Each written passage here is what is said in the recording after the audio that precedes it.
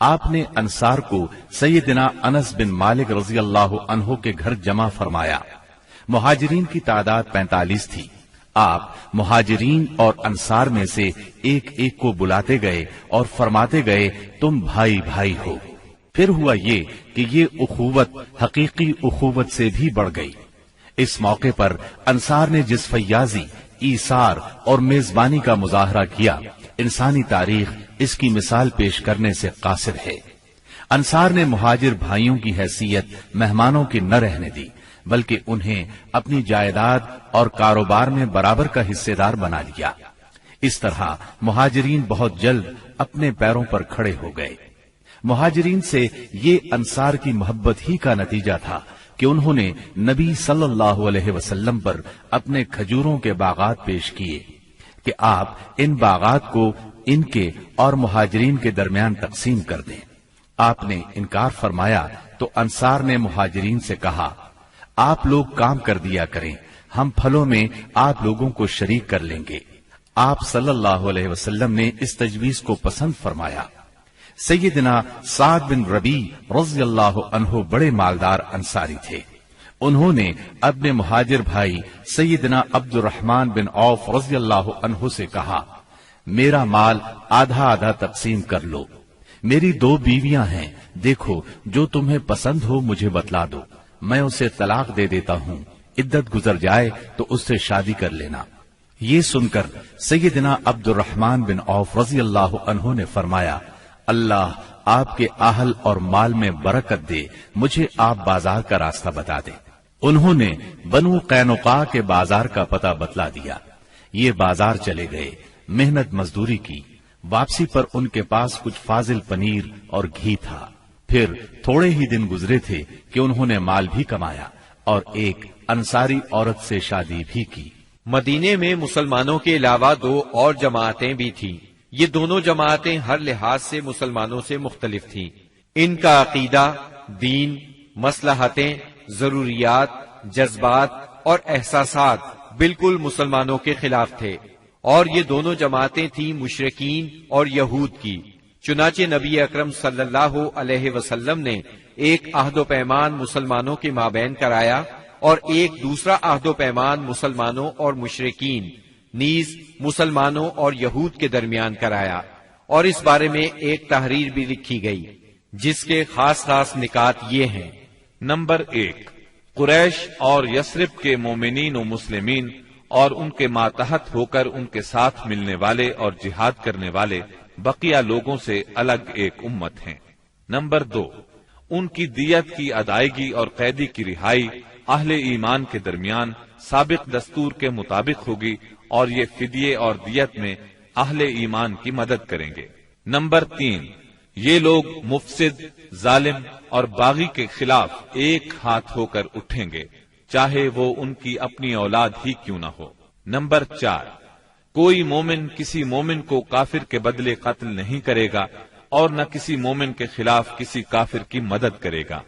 Number 5، اللہ کا ذمہ ایک ہے، لہذا ایک معمولی آدمی کا دیا ہوا ذمہ بھی سارے مسلمانوں پر لاگو ہوگا۔ نمبر 6، جو یہود مسلمانوں کے پیروکار ہو جائیں ان کی مدد کی جائے گی اور وہ دوسرے مسلمانوں کی طرح ہوں گے۔ نمبر 7، مسلمانوں کی صلح ایک ہوگی۔ نمبر 8، جو کسی مومن کو قصدن قتل کر دے اس سے قصاص لیا جائے گا، سوائے اس صورت کے کہ مقتول کے ولی راضی ہو جائیں، اور اہل ایمان پر ضروری ہے کہ سب قاتل کے خلاف اٹھ کھڑے ہوں۔ نمبر 9، کسی مومن کے لیے حلال نہیں کہ کسی ہنگامہ برپا کرنے والے یا بدعتی کی مدد کرے یا اسے ٹھکانہ مہیا کرے۔ نمبر 10، ان کے درمیان کسی بات میں اختلاف ہو تو اسے اللہ اور اس کے رسول کی طرف لوٹایا جائے گا۔ اس عہد و پیمان کے علاوہ نبی اکرم صلی اللہ علیہ وسلم نے مختلف اوقات اور موقعوں پر مسلمانوں سے اسلامی اخوت کا حق بھی بیان فرمایا۔ انہیں آپس میں تعاون، مدد، اتحاد و یگانگت، غم گساری اور خبر گیری کی ترغیب دی، یہاں تک کہ یہ اخوت تاریخ کی انتہائی بلندیوں تک پہنچ گئی۔ باقی رہے مشرکین تو ان کا معاملہ اور تھا۔ ان کی اکثریت اپنے سرداروں اور بڑوں سمیت مسلمان ہو چکی تھی، اور ان میں اتنی سخت نہیں تھی کہ مسلمانوں کے مقابلے میں کھڑے ہو سکیں، لہٰذا ان سے نبی اکرم صلی اللہ علیہ وسلم نے یہ عہد لیا کہ کوئی مشرک قریش کی جان و مال کو پناہ نہیں دے گا اور نہ کسی مومن کے آگے اس کی حفاظت کے لیے رکاوٹ بنے گا۔ اس عہد کے بعد ان کی طرف سے کوئی اندیشہ نہ رہا۔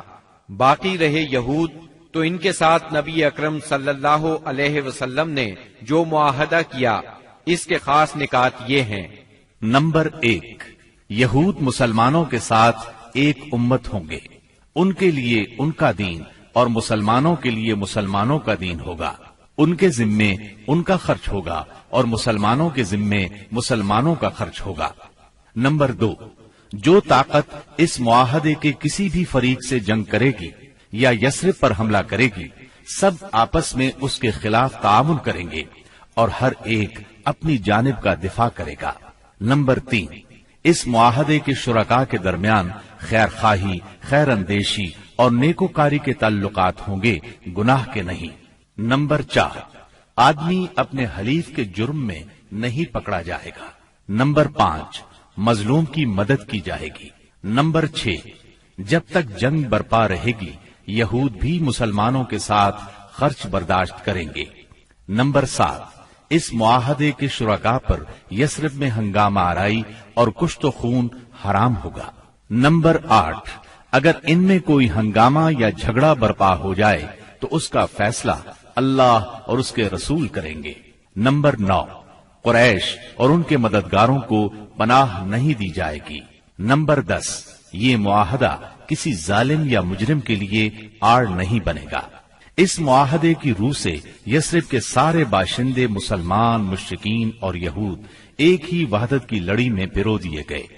مدینہ اور اس کے اطراف کو ملا کر ایک آزاد اور خود مختار حکومت قائم ہو گئی۔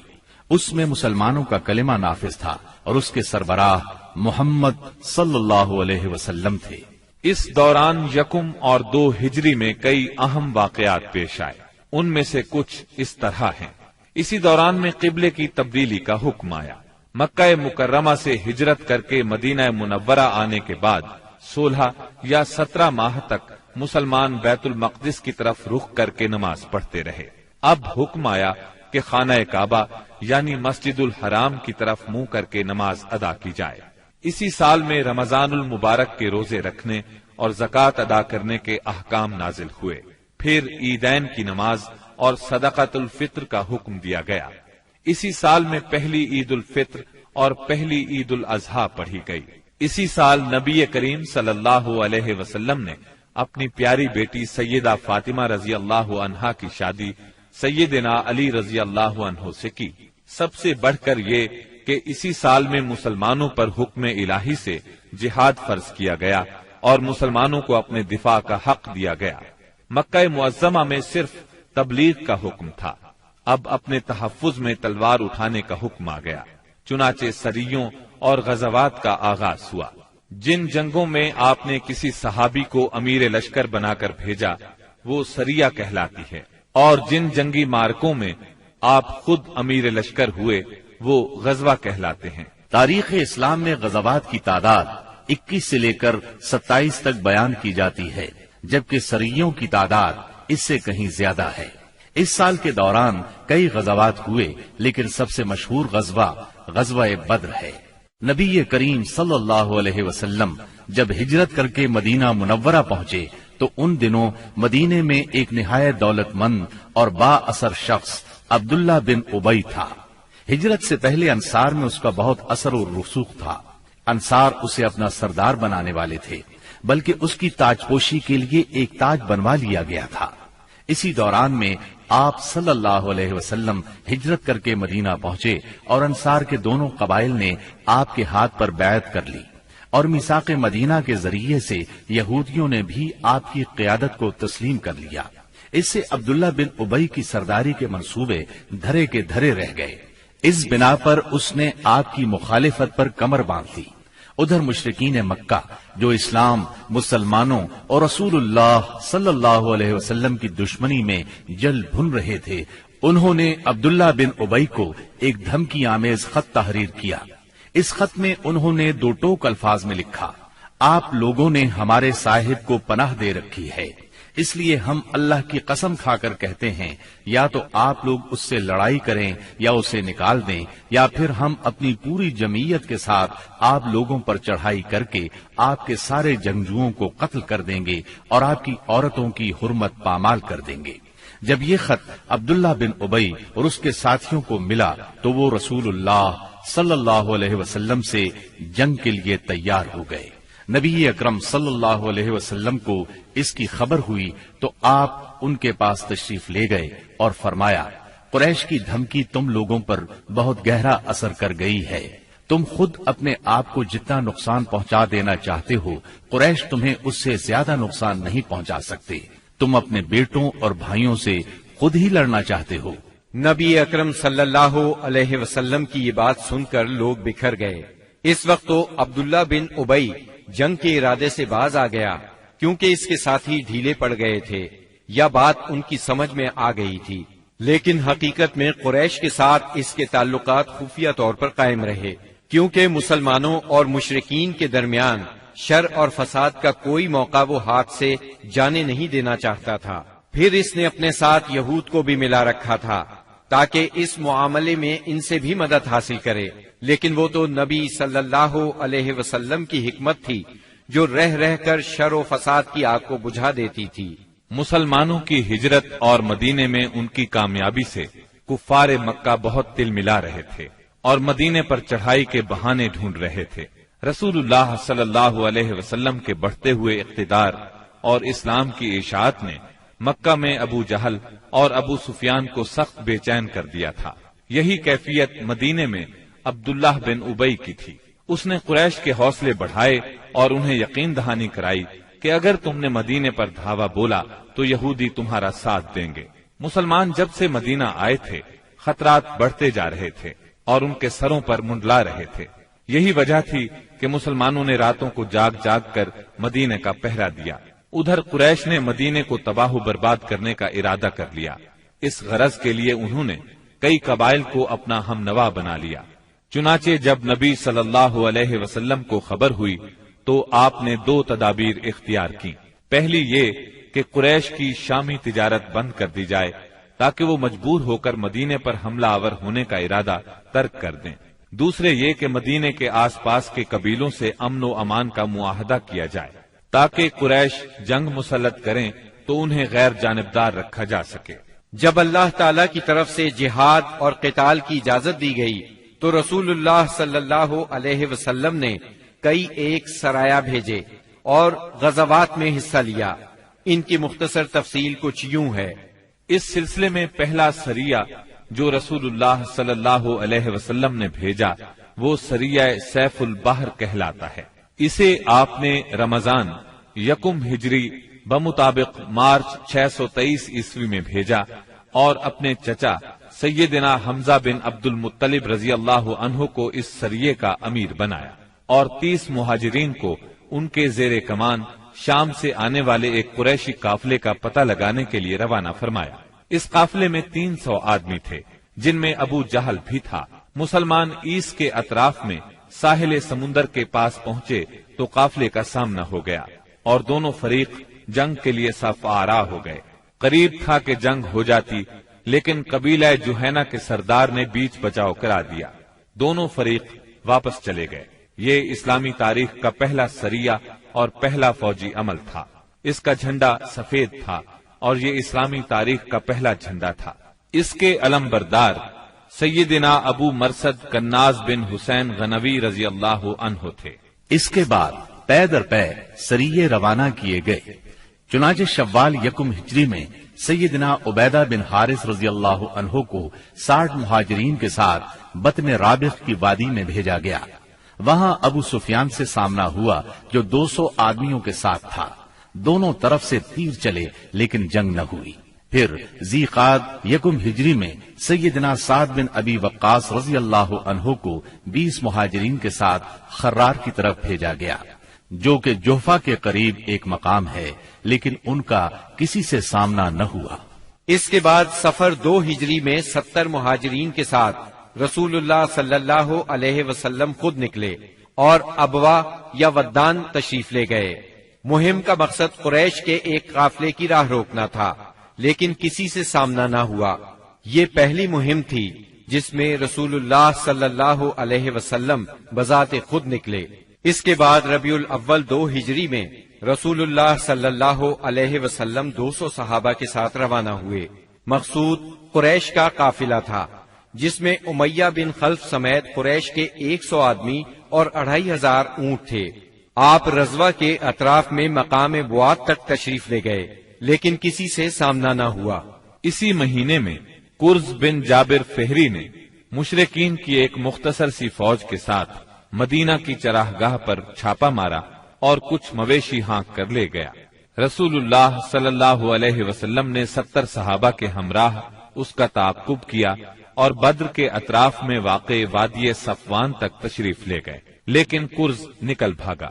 اسی واقعے کو بعض لوگ غزوہ بدر اولا بھی کہتے ہیں۔ اس کے بعد آپ جمادی الاولی یا جمادی الاخری 2 ہجری میں 150 یا 200 مہاجرین کے ساتھ ذوالعشیرہ تک تشریف لے گئے۔ مقصود قریش کے ایک قافلے کو روکنا تھا جو ملک شام جا رہا تھا، لیکن آپ کے پہنچنے سے پہلے وہ جا چکا تھا۔ اس سفر میں آپ نے بنو مدلج اور ان کے حلیف بنو زمرہ سے جنگ نہ کرنے کا معاہدہ کیا۔ پھر رجب 2 ہجری میں نبی اکرم صلی اللہ علیہ وسلم نے سیدنا عبداللہ بن جہش اسدی رضی اللہ عنہ کو 12 مہاجرین کے ساتھ مکہ اور طائف کے درمیان ایک مقام نخلہ کی طرف روانہ کیا۔ مقصد یہ تھا کہ وہ قریش کے ایک قافلے کی خبر لائیں، مگر ان لوگوں نے قافلے پر حملہ کر کے عمرو بن حضرمی کو قتل اور عبداللہ بن مغیرہ کے بیٹے عثمان اور مغیرہ کے غلام حکیم بن کیسان کو قید کر لیا اور قافلے کو ہانک لائے۔ ان کے ایسا کرنے پر آپ ان سے ناراض ہوئے، چنانچہ قیدیوں کو چھوڑ دیا گیا اور مقتول کا خون بہا ادا کیا گیا۔ یہ واقعہ رجب کی آخری تاریخ کو پیش آیا تھا، اس لیے مشرکین نے شور مچایا کہ مسلمانوں نے حرام مہینے کی حرمت پامال کر ڈالی۔ اس پر سورہ بقرہ کی آیت 217 نازل ہوئی۔ لوگ آپ سے حرام مہینے میں لڑائی کے بارے میں پوچھتے ہیں، آپ کہہ دیجئے اس میں جنگ کرنا بڑا گناہ ہے، اور اللہ کی راہ سے روکنا اور اس کے ساتھ کفر کرنا، مسجد حرام سے روکنا اور اس کے باشندوں کو وہاں سے نکالنا، یہ سب اللہ کے نزدیک اور زیادہ بڑا جرم ہے اور فتنہ قتل سے بڑھ کر ہے۔ یہ تھی جنگی نقل و حرکت جو مدینہ منورہ اور اس کے اطراف کے امن کی حفاظت کے لیے نبی صلی اللہ علیہ وسلم اور مسلمانوں نے قائم کر رکھی تھی۔ اس سے قریش کو یہ بتلانا بھی مقصود تھا کہ اگر وہ اپنے شر سے باز نہ آئے تو انجام برا ہوگا، لیکن وہ اپنی خودسری اور تکبر میں بڑھتے ہی چلے گئے۔ چنانچہ بدر کے میدان میں انہوں نے اس کی سزا پا لی اور جزا بہرحال گھاٹے ہی کی تھی۔ 17 رمضان 2 ہجری کو غزوہ بدر ہوا۔ یہ قریش اور مسلمانوں کے درمیان پہلا فیصلہ کن معرکہ تھا۔ اس کا سبب یہ ہوا کہ رسول اللہ صلی اللہ علیہ وسلم جس قافلے کے لیے ذوالعشیرہ تک تشریف لے گئے تھے اور وہ بچ کر شام چلا گیا تھا، آپ صلی اللہ علیہ وسلم اس کی طاق میں تھے اور اس کی خبر لانے کے لیے آپ نے شام کے مقام ہورا تک طلحہ بن عبید اللہ اور سعید بن زید رضی اللہ عنہما کو بھیجا۔ چنانچہ جیسے ہی یہ قافلہ وہاں سے گزرا، انہوں نے فوراً مدینہ منورہ خبر پہنچائی۔ اس قافلے میں اہل مکہ کی بڑی دولت تھی، یعنی 1000 اونٹ جن پر کم از کم 262 کلو سونے کی مالیت کا سامان تھا، اور اس کی حفاظت کے لیے صرف 40 آدمی تھے۔ خبر ملتے ہی رسول اللہ صلی اللہ علیہ وسلم نے صحابہ کرام رضی اللہ عنہم کو نکلنے کی دعوت دی، تاہم نکلنا ضروری نہیں قرار دیا۔ چنانچہ اس دعوت پر 313، 314 یا 317 صحابہ نے لبیک کہا۔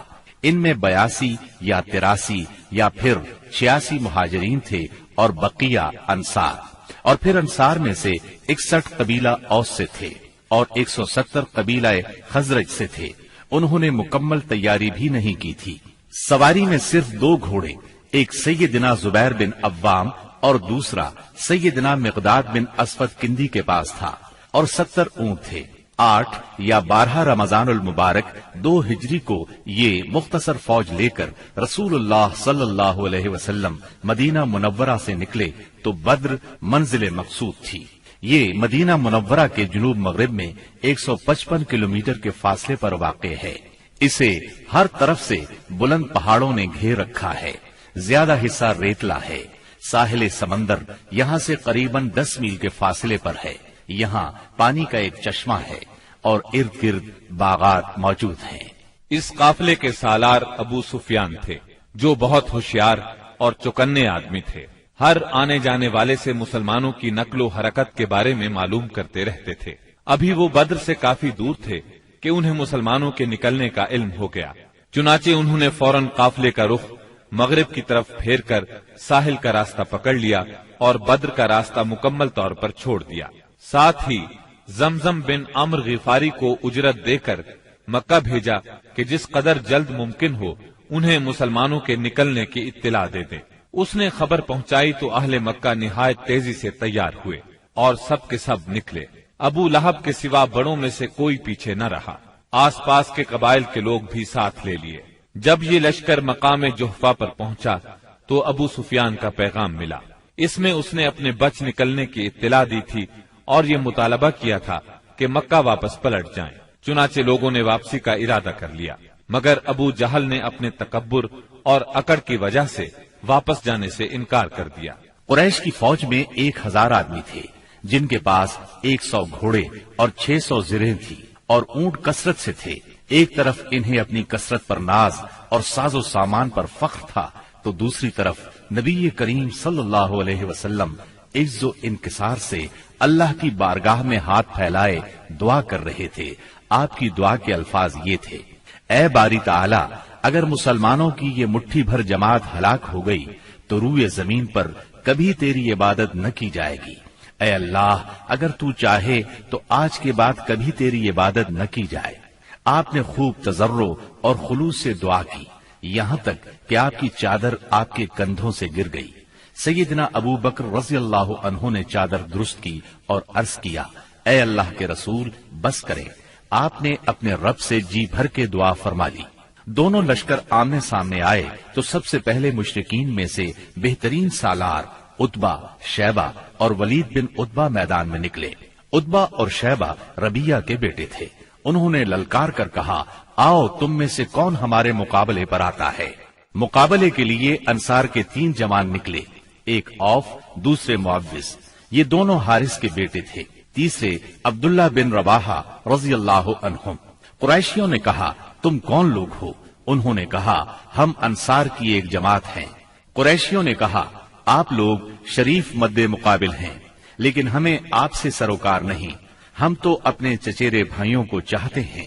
फिर उनके मुनादी ने आवाज लगाई, मुहम्मद, हमारे पास हमारी कौम के हमसरों को भेजो।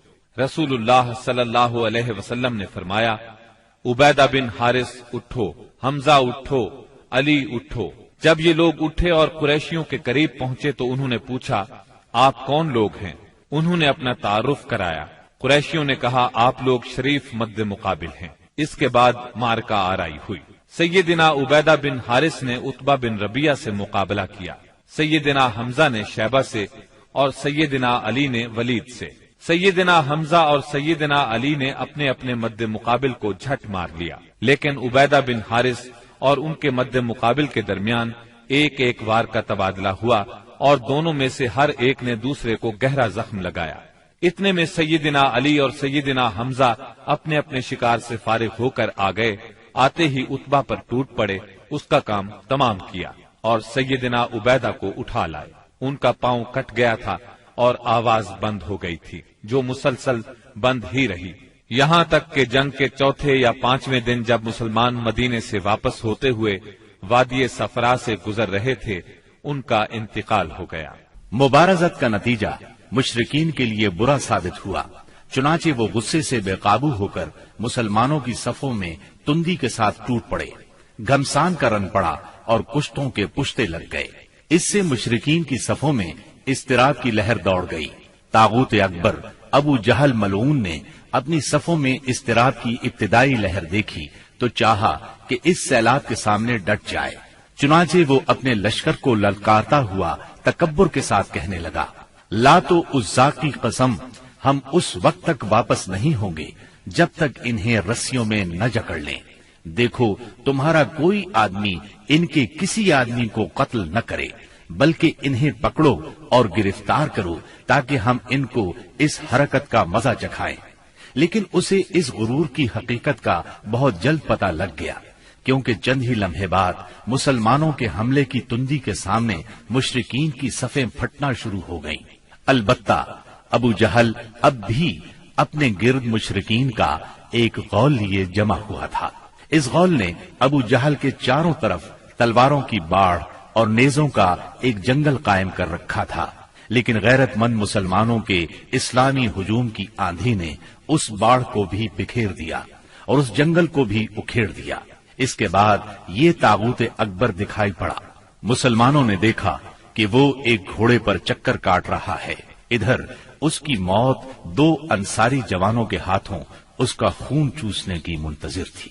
तागूत अकबर अबू जहल के कत्ल का इबरतनाक वाकया बयान करते हुए अब्दुर्रहमान बिन औफ रजी अल्लाह अन्हु फरमाते हैं कि मैं जंग बद्र के रोज सफ के अंदर था कि अचानक मुड़ा तो क्या देखता हूँ कि दाएं बाएं 2 नौ उम्र जवान हैं। गोया उनकी मौजूदगी से मैं हैरान हो गया कि इतने में एक ने अपने साथी से छुपाकर मुझसे कहा, चचा जान, मुझे अबू जहल को दिखला दीजिए। मैंने कहा, भतीजे तुम उसे क्या करोगे? उसने कहा, मुझे बताया गया है कि वो रसूलुल्लाह सल्लल्लाहु अलैहि वसल्लम को गाली देता है। उस जात की कसम जिसके हाथ में मेरी जान है, अगर मैंने उसको देख लिया तो मेरा वजूद उसके वजूद से अलग न होगा, यहाँ तक कि हम में से जिसकी मौत पहले लिखी है वो मर जाए। वो कहते हैं, मुझे इस पर ताज्जुब हुआ। इतने में दूसरे 9 उम्र नौजवान ने मुझे इशारे से मुतवज्जह करके यही बात कही। उनका बयान है कि मैंने चंद ही लम्हों बाद देखा कि अबू जहल लोगों के दरमियान चक्कर काट रहा है। मैंने कहा, अरे देखते नहीं, ये रहा तुम दोनों का शिकार जिसके बारे में तुम मुझसे पूछ रहे थे। फरमाते हैं कि ये सुनते ही वो दोनों शाहीन अपनी तलवारें लिए झपट पड़े और उसे मारकर कत्ल कर दिया। फिर पलटकर रसूलुल्लाह सल्लल्लाहु अलैहि वसल्लम के पास आए। आपने फरमाया, तुम में से किसने कत्ल किया है? दोनों ने कहा, मैंने कत्ल किया है। आपने दोनों की तलवारें देखी और फरमाया, तुम दोनों ने कत्ल किया है। अलबत्ता अबू जहल का सामान मआज बिन अम्र बिन जमूह को दिया। दोनों हमला आवरों का नाम मआज बिन अम्र बिन जमूह और मआज बिन अफरा है। सीरत निगार इब्ने इसहाक का बयान है कि मुआज बिन अम्र बिन जमूह ने कहा कि मैंने मुशरिकीन को सुना, वो अबू जहल के बारे में कह रहे थे, अबुल हकम तक किसी की रसाई न हो। मुआज बिन अम्र कहते हैं कि जब मैंने ये बात सुनी तो उसे अपने निशाने पर ले लिया और उसकी समत जमा रहा। जब गुंजाइश मिली तो मैंने हमला कर दिया और ऐसी जरब लगाई कि उसका पांव निस्फ पिंडली से उड़ गया। वल्लाह, जिस वक्त ये पांव उड़ा है तो मैं उसकी तशबीह सिर्फ उस गुठली से दे सकता हूँ जो मूसल की मार पड़ने पर झटक कर उड़ जाए। कहते हैं कि इधर मैंने अबू जहल को मारा और उधर उसके बेटे इकरमा ने मेरे कंधे पर तलवार चलाई, जिससे मेरा हाथ कटकर मेरे बाजू के चमड़े से लटक गया और लड़ाई में मुखिल होने लगा। मैं इसे अपने साथ घसीटते हुए सारा दिन लड़ा, लेकिन जब वो मुझे अजियत पहुंचाने लगा तो मैंने इस पर अपना पांव रखा और इसे जोर से खींचकर अलग कर दिया।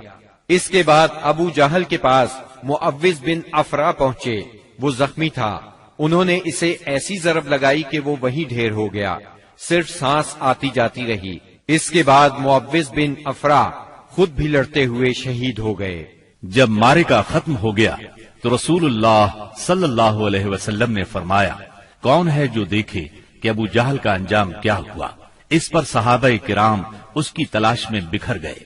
अब्दुल्ला बिन मसूद रज़ियल्लाहु अन्हु ने उसे इस हालत में पाया कि अभी सांस आ जा रही थी। उन्होंने उसकी गर्दन पर पांव रखा और सर काटने के लिए दाढ़ी पकड़ी और फरमाया, ओ अल्लाह के दुश्मन, आखिर अल्लाह ने तुझे रुसवा किया ना? उसने कहा, मुझे काहे को रुसवा किया? क्या जिस शख्स को तुम लोगों ने कत्ल किया है उससे भी बुलंद पाया कोई आदमी है? या जिसको तुम लोगों ने कत्ल किया उससे भी कोई ऊपर आदमी है? फिर बोला, काश मुझे किसानों की बजाय किसी और ने कत्ल किया होता। इसके बाद कहने लगा, मुझे बताओ फतह किसकी हुई? عبداللہ بن مسعود رضی اللہ عنہ نے فرمایا اللہ اور اس کے رسول صلی اللہ علیہ وسلم کی۔ اس کے بعد عبداللہ بن مسعود رضی اللہ عنہ سے جو اس کی گردن پر پاؤں رکھ چکے تھے کہنے لگا او بکری کے چرواہے، تو بڑی اونچی اور مشکل جگہ پر چڑھ گیا۔ واضح رہے کہ عبداللہ بن مسعود رضی اللہ عنہ مکے میں بکریاں چرایا کرتے تھے۔ اس گفتگو کے بعد عبداللہ بن مسعود رضی اللہ عنہ نے اس کا سر کاٹ لیا اور رسول اللہ صلی اللہ علیہ وسلم کی خدمت میں لا کر حاضر کرتے ہوئے عرض کیا یا رسول اللہ صلی اللہ علیہ وسلم، یہ رہا اللہ کے دشمن ابو جہل کا سر۔ آپ نے 3 بار فرمایا واقعی اس اللہ کی قسم جس کے سوا کوئی معبود نہیں۔ اس کے بعد فرمایا اللہ اکبر، الحمد للہ الذی صدق وعدہ ونصر عبدہ وہزم الاحزاب وحدہ۔ اللہ اکبر، تمام حمد اللہ کے لیے ہے جس نے اپنا وعدہ سچ کر دکھایا، اپنے بندے کی مدد فرمائی اور تنہا سارے گروہوں کو شکست دی۔ پھر فرمایا چلو مجھے اس کی لاش دکھاؤ۔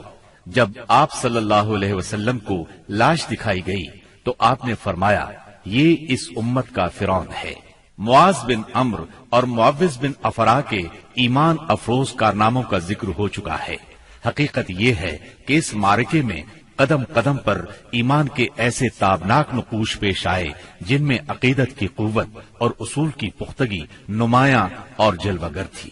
اس معرکے میں باپ اور بیٹے میں، بھائی اور بھائی میں صف آرائی ہوئی، اصولوں کے اختلاف پر تلواریں بے نیام ہوئیں اور مظلوم و مقہور نے ظالم و قاہر سے ٹکرا کر اپنے غصے کی آگ بجھائی۔ ابن عباس رضی اللہ عنہ سے روایت ہے کہ نبی صلی اللہ علیہ وسلم نے صحابہ کرام سے فرمایا مجھے معلوم ہے کہ بنو ہاشم وغیرہ کے کچھ لوگ زبردستی میدان جنگ میں لائے گئے ہیں، انہیں ہماری جنگ سے کوئی سروکار نہیں ہے، لہذا بنو ہاشم کا کوئی آدمی کسی کی زد میں آ جائے تو وہ قتل نہ کرے، اور ابو البختری بن ہشام کسی کی زد میں آ جائے تو وہ اسے قتل نہ کرے، اور عباس بن عبد المطلب کسی کی زد میں آ جائے تو وہ بھی انہیں قتل نہ کرے کیونکہ وہ بالجبر لائے گئے ہیں۔ اس پر عتبہ کے صاحبزادے ابو حذیفہ رضی اللہ عنہ نے کہا کیا ہم اپنے باپ بیٹوں، بھائیوں اور کنبے قبیلے کے لوگوں کو قتل کریں گے اور عباس کو چھوڑ دیں گے؟ اللہ کی قسم اگر اس سے میری مٹ بھیڑ ہو گئی تو میں اسے تلوار کی لگام پہنا دوں گا۔ یہ خبر رسول اللہ صلی اللہ علیہ وسلم کو پہنچی تو آپ نے عمر بن خطاب رضی اللہ عنہ سے فرمایا کیا رسول اللہ صلی اللہ علیہ وسلم کے چچا کے چہرے پر تلوار ماری جائے گی؟ عمر رضی اللہ عنہ نے کہا یا رسول اللہ مجھے چھوڑیے، میں تلوار سے اس شخص کی گردن اڑا دوں، کیونکہ اللہ کی قسم یہ شخص منافق ہو گیا ہے۔ بعد میں ابو حذیفہ رضی اللہ عنہ کہا کرتے تھے اس دن میں نے جو بات کہہ دی تھی اس کی وجہ سے مجھے برابر خوف لگا رہتا ہے، صرف یہی صورت ہے کہ میری شہادت اس کا کفارہ بن جائے، اور بالآخر وہ یمامہ کی جنگ میں شہید ہو ہی گئے۔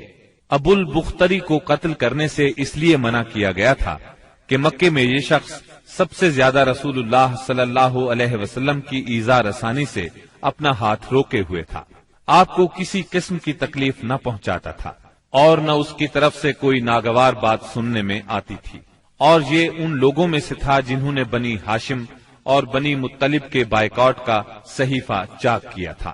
لیکن ان سب کے باوجود ابو البختری کو قتل کر دیا گیا۔ ہوا یہ کہ مجزر بن زیاد سے اس کی مد بھیڑ ہو گئی، اس کے ساتھ اس کا ایک اور ساتھی بھی تھا، دونوں ساتھ ساتھ لڑ رہے تھے۔ مجزر نے کہا ابو البختری، رسول اللہ صلی اللہ علیہ وسلم نے ہمیں آپ کو قتل کرنے سے منع کیا ہے۔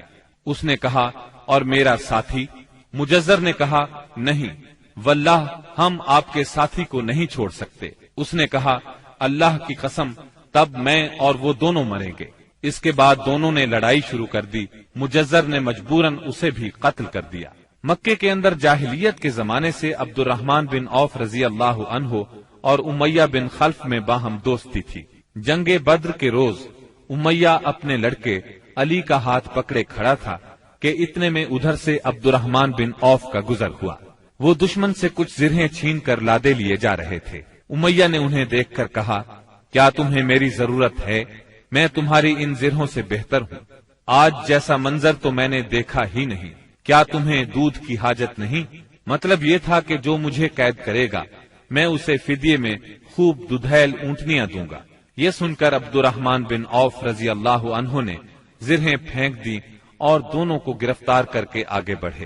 عبد الرحمن بن عوف رضی اللہ عنہ کہتے ہیں کہ میں امیہ اور اس کے بیٹے کے درمیان چل رہا تھا کہ امیہ نے پوچھا، آپ لوگوں میں کون سا آدمی تھا جو اپنے سینے پر شتر مرغ کا پر لگائے ہوئے تھا؟ میں نے کہا، وہ حمزہ بن عبد المطلب رضی اللہ عنہ تھے۔ امیہ نے کہا، یہی شخص ہے جس نے ہمارے اندر تباہی مچا رکھی تھی۔ سیدنا عبد الرحمن رضی اللہ عنہ کہتے ہیں کہ واللہ میں ان دونوں کو لیے جا رہا تھا کہ اچانک بلال رضی اللہ عنہ نے امیہ کو میرے ساتھ دیکھ لیا تو انہوں نے کہا، او ہو کفار کا سرغنہ امیہ بن خلف، اب یا تو میں بچوں گا یا یہ بچے گا۔ میں نے کہا، اے بلال رضی اللہ عنہ، یہ میرا قیدی ہے۔ انہوں نے کہا، اب یا تو میں رہوں گا یا یہ رہے گا۔ پھر نہایت بلند آواز سے پکارا، اے اللہ کے مددگارو، یہ رہا کفار کا سرغنہ امیہ بن خلف، اب یا تو میں رہوں گا یا یہ رہے گا۔ عبد الرحمن بن عوف رضی اللہ عنہ کہتے ہیں کہ اتنے میں لوگوں نے ہمیں گھیرے میں لے لیا۔ میں ان کا بچاؤ کر رہا تھا مگر ایک آدمی نے تلوار سے اس کے بیٹے کے پاؤں پر ضرب لگائی اور وہ وہیں گر گیا۔ ادھر امیہ نے اتنے زور سے چیخ ماری کہ میں نے ویسی چیخ کبھی سنی ہی نہ تھی۔ میں نے کہا، نکل بھاگو، مگر آج بھاگنے کی گنجائش نہیں۔ اللہ کی قسم میں تمہارے کچھ کام نہیں آ سکتا۔ عبد الرحمن رضی اللہ عنہ فرماتے ہیں کہ لوگوں نے اپنی تلواروں سے ان دونوں کو کاٹ کر ان کا کام تمام کر دیا۔ اس کے بعد عبد الرحمن بن عوف رضی اللہ عنہ کہا کرتے تھے، اللہ بلال رضی اللہ عنہ پر رحم کرے، میری زرہیں بھی گئیں اور میرے قیدی کے بارے میں مجھے تڑپا بھی دیا۔ سیدنا عمر بن خطاب رضی اللہ عنہ نے اپنے ماموں عاص بن ہشام بن مغیرہ کو قتل کیا۔ سیدنا ابو بکر صدیق رضی اللہ عنہ نے اپنے بیٹے عبد الرحمن کو، جو اس وقت مشرکین کے ہمراہ تھے، پکار کر کہا، او خبیث، میرا مال کہاں ہے؟ عبد الرحمن نے جواب میں ایک شعر کہا جس کا ترجمہ یوں ہے، ہتھیار، تیز رو گھوڑے اور اس تلوار کے سوا کچھ باقی نہیں جو بڑھاپے کی گمراہی کا خاتمہ کرتی ہے۔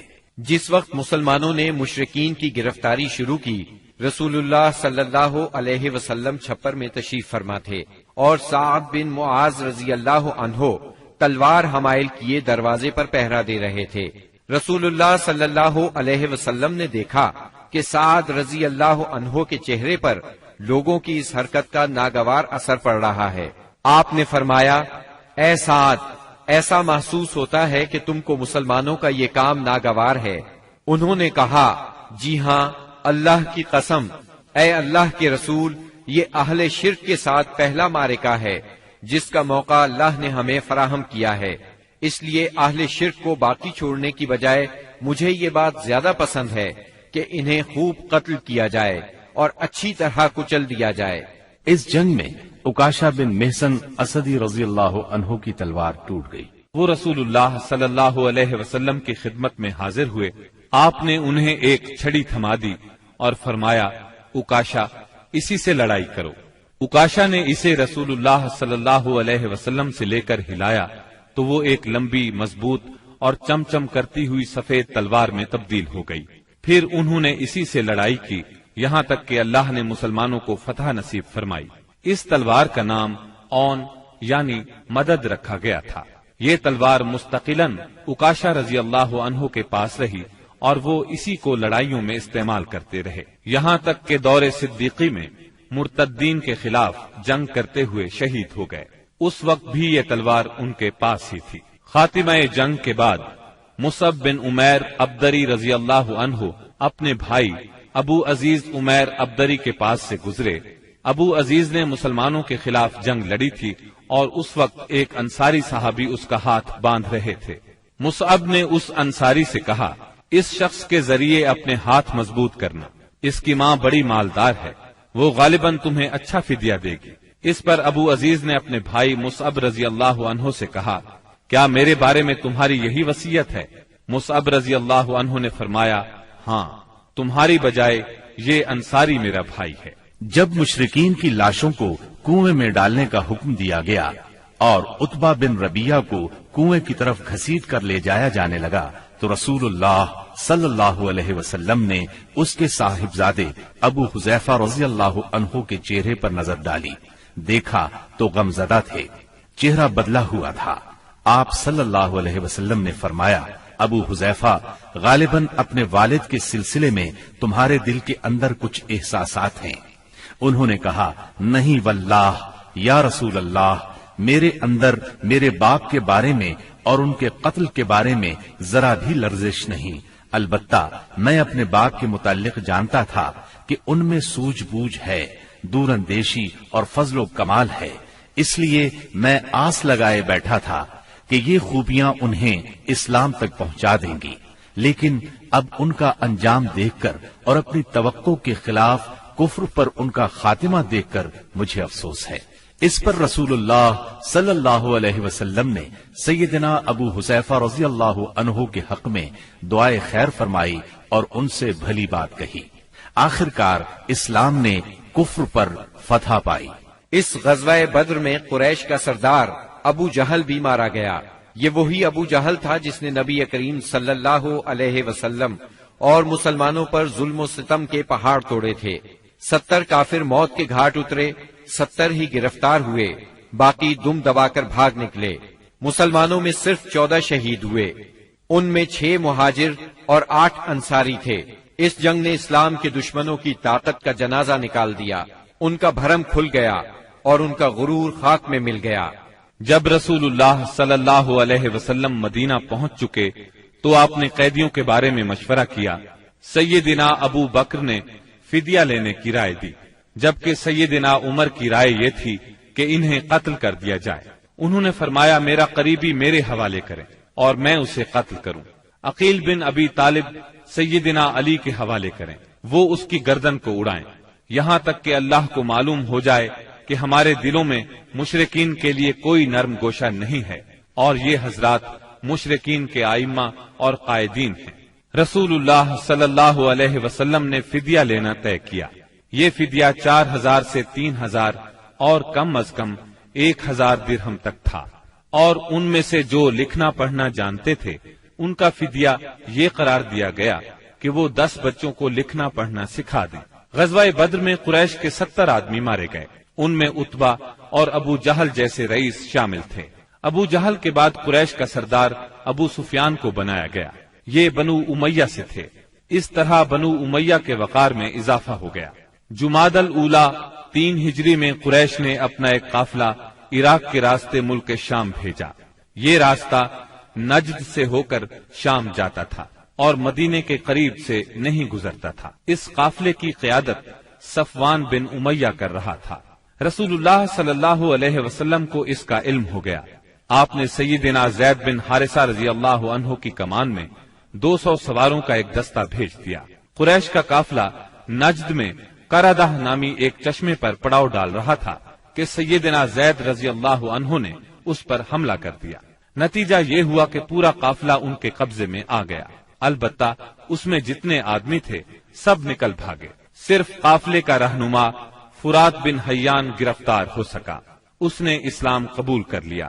مال غنیمت کی مقدار 1,00,000 درہم تھی، اور غزوہ بدر کے بعد قریش کے لیے یہ سب سے زیادہ تکلیف دہ مار تھی۔ غزوہ بدر کے بعد غزوات کے سلسلے میں تیزی آ گئی۔ 3 ہجری میں غزوہ بحران، غزوہ غطفان، غزوہ حمیر الاسد اور غزوہ احد اس سال کامیابی سے لڑے گئے۔ البتہ غزوہ احد واحد غزوہ ہے جس میں مسلمانوں کو بہت تکلیف دہ صورتحال کا سامنا کرنا پڑا۔ اپنی ایک غلطی کی وجہ سے وقتی طور پر شکست کا منہ دیکھنا پڑا۔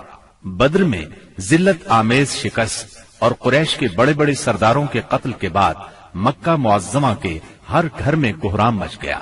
اب قریش کے سردار ابو سفیان تھے، ان کی یہ ذمہ داری تھی کہ وہ غزوہ بدر کے مقتولین کا انتقام لیں۔ चुनाचे मुशरिकीन ने बद्र से वापसी पर मन्नत मानी कि वो जब तक मुसलमानों से बद्र का इंतकाम नहीं लेंगे गुस्ले जनाबत नहीं करेंगे।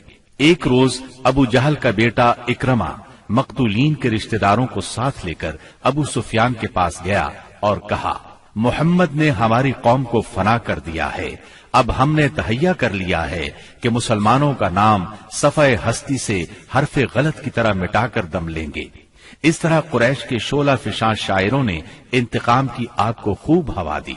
इस तरह सारा अरब गोया आतिश फिशां बन गया। उधर मुसलमान भी ये बात अच्छी तरह जानते थे कि कुरैश मक्का अपने 70 सरदारों का इंतकाम जरूर लेंगे। चुनाचे मुसलमान कुफ्फारे मक्का की सरगर्मियों से बाखबर रहने की पूरी कोशिश कर रहे थे। शव्वाल 3 हिजरी में रसूलुल्लाह सल्लल्लाहु अलैहि वसल्लम को इत्तला मिली कि कुरैश का लश्कर मदीना मुनव्वरा की तरफ बढ़ रहा है और उसकी तादाद 3000 है। इस पर आपने सहाबाए किराम रजी अल्लाह अन्हुम से मशवरा किया। अक्सर मुहाजिरीन और तजर्बाकार सहाबा ने मशवरा दिया कि खवातीन को एक मोहल्ले में जमा कर दिया जाए और शहर के अंदर रहकर मुकाबला किया जाए।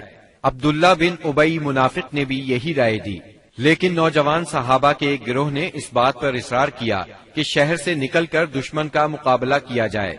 दरअसल ये नौजवान सहाबा कम उम्र होने की वजह से गज़वा-ए बद्र में शिरकत नहीं कर सके थे, इसलिए उन पर जोश तारी था। नबी अकरम सल्लल्लाहु अलैहि वसल्लम घर तशरीफ लाए और जिराह पहनकर बाहर तशरीफ ले गए। अब लोगों को निदामत महसूस हुई कि क्यों शहर से बाहर जाकर लड़ने का मशवरा दिया। चुनाचे उन्होंने कहा, अगर आप पसंद फरमाएं तो शहर में रहकर दुश्मन से मुकाबला किया जाए। जवाब में आपने फरमाया, रसूल को ज़ेबा नहीं कि हथियार पहनकर बगैर किताल के उतार दे। चुनाचे आप 1000 का लश्कर लेकर मदीना मुनव्वरा से निकले। इसके बाद नबी सल्लल्लाहु अलैहि वसल्लम ने लश्कर को 3 हिस्सों में तकसीम किया। मुहाजिरीन का दस्ता, इसका परचम सैयदना मुसअब बिन उमैर रज़ियल्लाहु अन्हु को अता किया। कबीला औस का दस्ता, इसका अलम उसैद बिन हुजैर रज़ियल्लाहु अन्हु को अता फरमाया। तीसरा कबीला खजरज का दस्ता, इसका अलम हुबाब बिन मुंजिर रज़ियल्लाहु अन्हु को अता फरमाया। पूरा लश्कर 1000 मर्दाने जंगी पर मुश्तमिल था, जिनमें 100 ज़िरापोश और 50 शाहसवार थे। सैयदना इब्ने उम्मे मकतूम रज़ियल्लाहु अन्हु को इस काम पर मुकर्रर फरमाया कि वो मदीने के अंदर रह जाने वाले लोगों को नमाज पढ़ाएंगे। इसके बाद कूच का ऐलान फरमाया और लश्कर ने शिमाल का रुख किया। सैयदना साद बिन मुआज और साद बिन उबादा रज़ियल्लाहु अन्हुमा ज़िरा पहने नबी सल्लल्लाहु अलैहि वसल्लम के आगे आगे चल रहे थे। रात उहुद और मदीने के दरमियान बसर की। तुलूए फज्र से कुछ पहले आप फिर चल पड़े और मकाम शौक पहुंचकर नमाज फज्र अदा की। इसी जगह से अब्दुल्ला बिन उबई मुनाफिक अपने 300 साथियों के साथ अलग हो गया। उसने ये कहते हुए मदीना मुनव्वरा का रुख किया, आपने हमारी राय को कोई अहमियत नहीं दी, इसलिए हम वापस जाते हैं। इस बगावत और वापसी के बाद रसूलुल्लाह सल्लल्लाहु अलैहि वसल्लम ने बाकी मानदा लश्कर को लेकर, जिसकी तादाद 700 थी, दुश्मन की तरफ कदम बढ़ाया। दुश्मन का पड़ाव आपके और उहुद के दरमियान कई समत से हायल था, इसलिए आपने दरियाफ्त किया कि कोई आदमी है जो हमें दुश्मन के पास से गुजरे बगैर किसी करीबी रास्ते से ले चले। इसके जवाब में अबू खैसमा रजी अल्लाह अन्हो ने अर्ज किया, या रसूल अल्लाह, मैं इस खिदमत के लिए हाजिर हूँ। फिर उन्होंने एक मुख्तसर रास्ता इख्तियार किया। वहां पहुंचकर नबी करीम सल्लल्लाहु अलैहि वसल्लम ने आगे बढ़कर वादी के आखिरी सिरे पर वाक़े उहुद पहाड़ की घाटी में नुज़ूल फरमाया और वहीं अपने लश्कर का कैंप लगवाया। सामने मदीना था और पीछे उहुद का पहाड़। इस तरह दुश्मन का लश्कर मुसलमानों और मदीने के दरमियान हद फासिल बन गया। यहाँ पहुंचकर रसूलुल्लाह सल्लल्लाहु अलैहि वसल्लम ने लश्कर की तरतीब व तंजीम कायम की और जंगी नुक्ता नजर से उसे कई सफों में तकसीम फरमाया। उनकी कमान सैयदना अब्दुल्लाह बिन जुबैर बिन नौमान रजी अल्लाह अन्हो के सपुर्द की और उन्हें वादी कनात के जुनूबी किनारे पर वाक़े एक छोटी सी पहाड़ी पर, जो इस्लामी लश्कर के कैंप से कोई 150 मीटर जुनूब मशरिक में वाक़े है और अब जबल रुमात के नाम से मशहूर है, तैनात फरमाया اور انہیں ہدایات دیتے ہوئے فرمایا، اگر تم لوگ دیکھو کہ ہمیں پرندے اچک رہے ہیں تو بھی اپنی جگہ نہ چھوڑنا یہاں تک کہ میں بلا بھیجوں، اور اگر تم دیکھو کہ ہم نے قوم کو شکست دی ہے اور انہیں کچل دیا ہے تو بھی اپنی جگہ نہ چھوڑنا یہاں تک کہ میں بلا بھیجوں۔ باقی لشکر کی ترتیب یہ تھی، دائیں جانب والے لشکر پر سیدنا منذر بن عمرو مقرر تھے، اور بائیں جانب والے لشکر پر زبیر بن عوام، اور ان کا معاون سیدنا مقداد بن اسود کو بنایا گیا۔ سیدنا زبیر کو یہ مہم بھی سونپی گئی کہ وہ خالد بن ولید کے شاہ سواروں کی راہ روکے رکھیں۔ اس ترتیب کے علاوہ صف کے اگلے حصے میں ایسے ممتاز اور منتخب بہادر مسلمان رکھے گئے جن کی جانبازی اور دلیری کا شہرہ تھا اور جنہیں ہزاروں کے برابر مانا جاتا تھا۔ یہ منصوبہ بڑی باریکی اور حکمت پر مبنی تھا، جس سے نبی کریم صلی اللہ علیہ وسلم کی فوجی قیادت کی عبقریت کا پتہ چلتا ہے، اور ثابت ہوتا ہے کہ کوئی کمانڈر کیسا ہی بالیاقت کیوں نہ ہو، آپ سے زیادہ باریک اور باحکمت منصوبہ تیار نہیں کر سکتا۔ یہ تھی نبی کریم صلی اللہ علیہ وسلم کی لشکر کی ترتیب و تنظیم، جو 7 شوال 3 ہجری کی صبح عمل میں آئی۔ ادھر مشرکین نے بھی صف بندی ہی کے اصول پر اپنے لشکر کو منظم کیا تھا۔ ان کا سپہ سالار ابو سفیان تھا، جس نے قلب لشکر میں اپنا مرکز بنایا تھا۔ دائیں جانب خالد بن ولید سالار تھے جو ابھی مشرک تھے، اور بائیں جانب کا سالار اکرمہ بن ابو جہل تھا۔ پیدل فوج کی کمان صفوان بن امیہ کے پاس تھی، اور تیر اندازوں پر عبداللہ بن ربیہ مقرر ہوئے۔ جھنڈا بنو عبد الدار کی ایک چھوٹی سی جماعت کے ہاتھ میں تھا۔ اس کے بعد دونوں فریق آمنے سامنے اور قریب آ گئے اور لڑائی کا مرحلہ شروع ہو گیا۔ جنگ کے پہلے مرحلے کی ابتدا مشرکین کے علمبردار طلحہ بن ابی طلحہ سے ہوئی۔ اس نے مسلمانوں کو للکارا۔ اس کی للکار سن کر سیدنا زبیر رضی اللہ عنہ فوراً صف سے نکل کر آگے آئے، اس کے مقابل ہوئے، بڑھ کر ایک بھرپور وار کیا۔ طلحہ فوراً ہی جہنم رسید ہو گیا۔ طلحہ کے گرتے ہی جھنڈا اس کے بھائی عثمان نے اٹھا لیا اور مسلمانوں کو مقابلے کے لیے پکارا۔ اب سیدنا حمزہ رضی اللہ عنہ آگے بڑھے اور عثمان کے کندھے پر اس زور سے تلوار ماری کہ کمر تک اتر گئی۔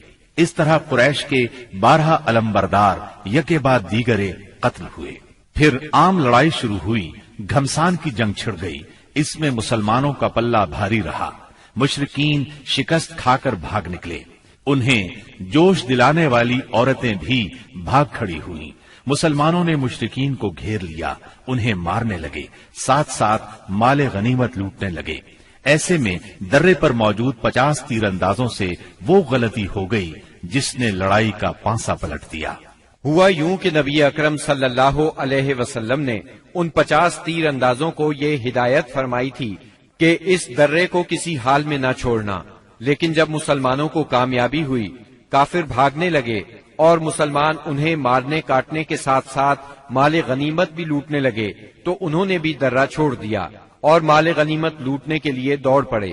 تیر اندازوں کے سردار سیدنا عبداللہ بن جبیر رضی اللہ عنہ نے انہیں روکنے کی کوشش کی، لیکن وہ مال غنیمت کی طرف متوجہ ہو گئے۔ قریشی فوج میں خالد بن ولید موجود تھے۔ انہیں اللہ نے غضب کی جنگی مہارت عطا کی تھی۔ انہوں نے اپنی مہارت سے فوراً بھانپ لیا کہ موقع بہت اچھا ہے، مسلمانوں پر اس درے کی طرف سے حملہ کر دینا چاہیے۔ چنانچہ انہوں نے اپنے دستے کو ساتھ لیا اور چکر کاٹ کر درے تک پہنچ گئے۔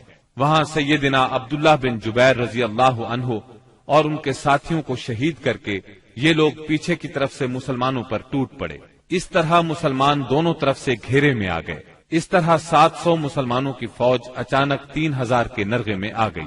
زبردست جنگ ہوئی، 70 صحابہ شہید ہو گئے، مسلمان منتشر ہو کر رہ گئے۔ اسلامی فوج کے علمبردار سیدنا مصعب بن عمیر رضی اللہ عنہ کی شکل و صورت رسول اللہ صلی اللہ علیہ وسلم سے بہت ملتی جلتی تھی۔ وہ شہید ہو گئے تو بعض لوگوں نے سمجھا رسول اللہ صلی اللہ علیہ وسلم شہید ہو گئے۔ اس خبر سے اسلامی فوج بد دل ہو گئی، ان میں سراسیمگی پھیل گئی، وہ مایوس ہو گئے۔ بڑے بڑے بہادروں کی طاقت جواب دے گئی۔ کچھ دیر بعد اتفاق سے کعب بن مالک رضی اللہ عنہ نے رسول اللہ صلی اللہ علیہ وسلم کو دیکھ لیا۔ وہ بلند آواز سے پکارے، مسلمانوں، رسول اللہ صلی اللہ علیہ وسلم زندہ ہے۔ مسلمان اس طرف لپکے اور آپ کو حلقے میں لے لیا۔